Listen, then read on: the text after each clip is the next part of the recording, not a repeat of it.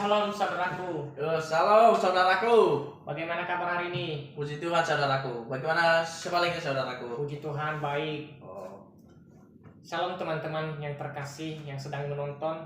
Pada kesempatan ini kami akan membahas tentang bagaimana kehidupan kami sebelum mengenal Kristus dan sekarang kami boleh mengenal Kristus itu semua karena pekerjaan Roh Kudus ya. oh ya. Dan kami akan menyampaikan beberapa hal tentang kehidupan yang kami alami sebelum kami mengalami pertobatan. Saudara saya Ferianto boleh menyampaikan sebelum saudara mengalami pertobatan dulunya apa yang saudara alami? Dulunya pemabuk. Pemabuk ya. Dan semenjak saya kesini sudah mulai mengenal Kristus, Meninggalkan hal itu. saya meninggalkan hal-hal yang tidak sesuai kehendak Tuhan. Ya. Dan juga hal-hal duniawi Apa itu hal duniawi? tentang ganggu-ganggu perempuan dan Pergaulan bebas juga ya. pergaulan bebas. Dan sekarang saya sudah bertobat, Puji Tuhan. meninggalkan dosa yang lama dan saya udah sekarang hidup baru bersama Kristus. Bagaimana saudara sebelum mengenal Kristus? Saudaraku, tentu sebelum saya mengenal Kristus, saya hidup di dalam kegelapan. Oh, Kenapa saya katakan kegelapan? Karena apa yang saya lakukan tidak sesuai dengan kehendak Allah. Contohnya minum-minuman keras, apalagi bergadang, ikut pergaulan bebas, wah, melakukan hal-hal yang tidak sesuai dengan kehendak Tuhan lah. Dimana itu adalah salah satu hal yang tidak baik ya saudara-saudaraku, teman-temanku yang sedang menonton.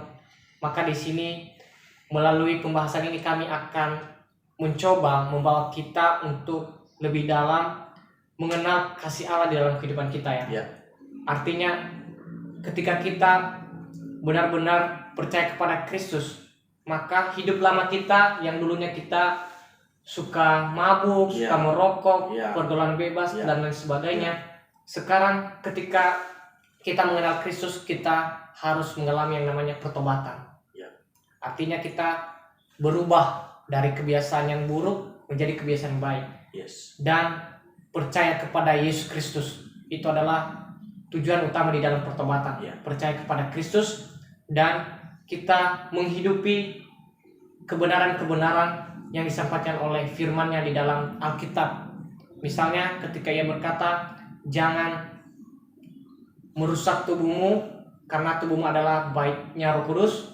Jangan melakukan pergaulan-pergaulan yang tidak baik, misalnya seks bebas, apalagi seperti yang saudara katakan tadi. ya, Itu hal-hal yang tidak berkenan di hadapan Tuhan.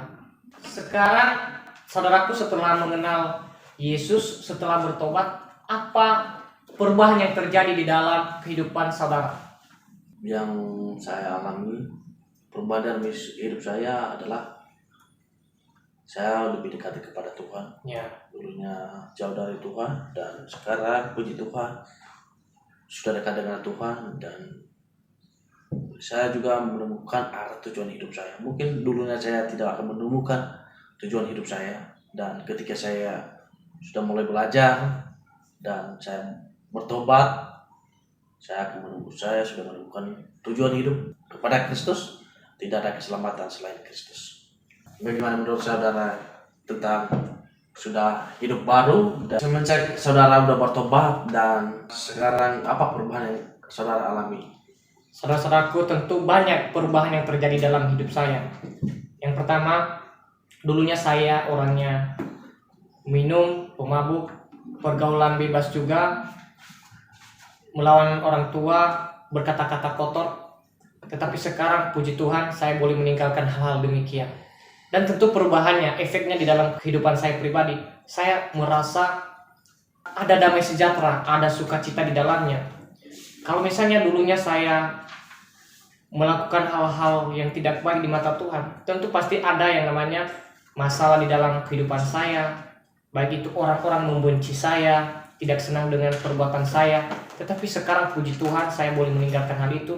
Dan orang-orang mulai berkata kepada saya, kamu udah mulai ada perubahan di dalam hidupmu.